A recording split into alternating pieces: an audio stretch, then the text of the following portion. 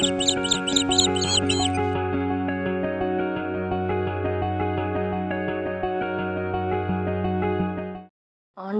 இனிய நாமத்தில் உங்களை சந்திப்பதில் மிக்க மகிழ்ச்சி அடைகின்றேன்.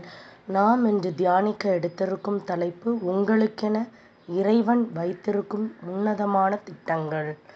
தியான வசனம் எரேமியா அதிகாரம் 29 வசனம் 11. ஏனெனில் உங்களுக்காக நான் வகுத்திருக்கும் திட்டங்கள் எனக்கு தெரியும் அன்றோ, அவை வளமான எதிர்காலத்தையும் நம்பிக்கையும் உங்களுக்கு அளிப்பதற்கான நல்வாழ்வின் திட்டங்களே அன்றி கேடு விளைவிப்பதற்கான திட்டங்கள் அல்ல என்கிறார் ஆண்டவர்.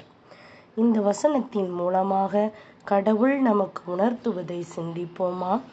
கிறிஸ்துவுக்குள் பிரியமானவர்களே, நீங்கள் எதிர்பார்த்திருக்கும் முடிவை உங்களுக்கு கொடுக்கும்படிக்கு நான் உங்கள் பேரில் நினைத்திருக்கின்ற நினைவுகளை அறிவேன் என்று கடவுள் சொல்லுகின்றார்.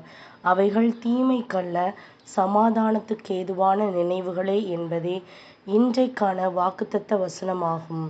இறைவன் உங்களுக்கென்று அருமையான எதிர்காலத்தை ஆயத்தம் செய்திருக்கின்றார். இந்த வசனத்தை வாசித்ததும் எனக்கு வேதாகமத்தில் உள்ள ஒரு சம்பவம் நினைவுக்கு வந்தது.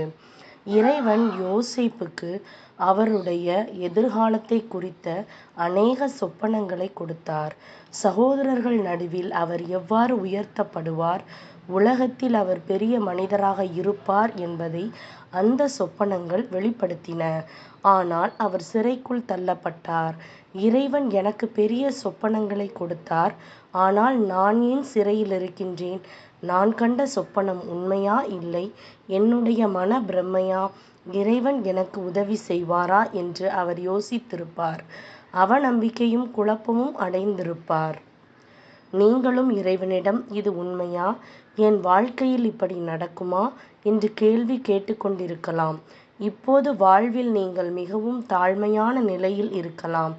யோசேப்பும் அப்படியே இருந்தார்.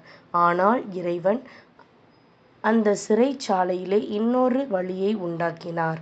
யோசேப்புடன் சிறையிலிருந்த பானபத்திரக்காரன் யோசேப்பு சொப்பனங்களுக்கு அர்த்தத்தை கூறுவார் என்று பார்வோனிடம் தெரிவித்தார். பார்வோன் கலங்கிக் கொண்டிருந்த போது யோசேப்பு அவருக்கு உதவி செய்தார். ஆகவே பார்வோன் தனக்கு அடுத்த நிலையில் யோசேப்பை வைத்து எகிப்து தேசத்தில் அவர் பெயரை பெருமைப்படுத்தி அவருக்கு வெகுமதிகளை அளித்தார். சிறையிலிருந்த அவரை இறைவன் உயர்த்தினார். ஆம் பிரியமானவர்களே, சிறையிலிருந்த யோசேப்பை உயர்த்தியது போலவே இறைவன் உங்களையும் உயர்த்துவார். அவர் உங்களை குறித்து வைத்திருக்கின்ற திட்டங்களை நிறைவேற்றுவதற்கான வழியை ஏற்படுத்துவார். நான் உனக்கு சொன்னதை செய்யுமளவும் உன்னை கைவிடுவதுமில்லை என்று இறைவன் கூறுகின்றார். இறைவன் ஏதாவது ஒரு வழியில் தாம் வாக்கு பண்ணின நன்மையான இடத்துக்கு உங்களை கொண்டு சேர்ப்பார். ஆகவே சந்தோஷமாய் இருங்கள். அவர் உங்களுக்கு வாக்கு பண்ணியுள்ள நன்மைகளை நிச்சயமாய் அருள்வார். ஆகவேதான் இந்த உலகத்தில் உங்களுக்கு நம்பிக்கை உண்டு என்று கூறுகின்றார். இன்று அவரை சோஸ்தரித்து ஜெபியுங்கள். சிந்திப்போம், வாழ்வாக்குவோம். நாம் ஜெபிக்கலாம். அன்பு ஆண்டவரே, இந்த தியானத்தில் கேட்டதை போன்று நீர் யோசேப்பை உயர்த்திய வண்ணம் என்னையும் எதிர்காலத்தில் உயர்த்தும்.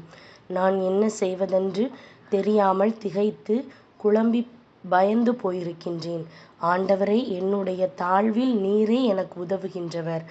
என்னுடைய இக்கட்டுகளின் நடுவே நீரே என்னை வழிநடத்தி நீர் எனக்கு நியமித்திருக்கின்ற இடத்துக்கு கொண்டு வந்து யோசேப்பை போன்றே சேரும் உயர்ந்த ஸ்தானத்தை அடையும்படி உதவும். ஆண்டவரே, என்னை குறித்து நீர் வைத்திருக்கின்ற உயர்வான நினைவுகளுக்காக, தீமைக்கானவை அல்லாத நன்மையான எண்ணங்களுக்காக உம்மை சோஸ்தரிக்கின்றேன். என்னை ஆசீர்வதித்து வழிநடத்தி என்னோடிரும். இயேசுவின் நாமத்தில் ஜெபிக்கின்றேன் நல்ல பிதாவே, ஆமேன். இந்த நாள் நம்பிக்கையின் நாளாக அமைவதாக. Praise the Lord.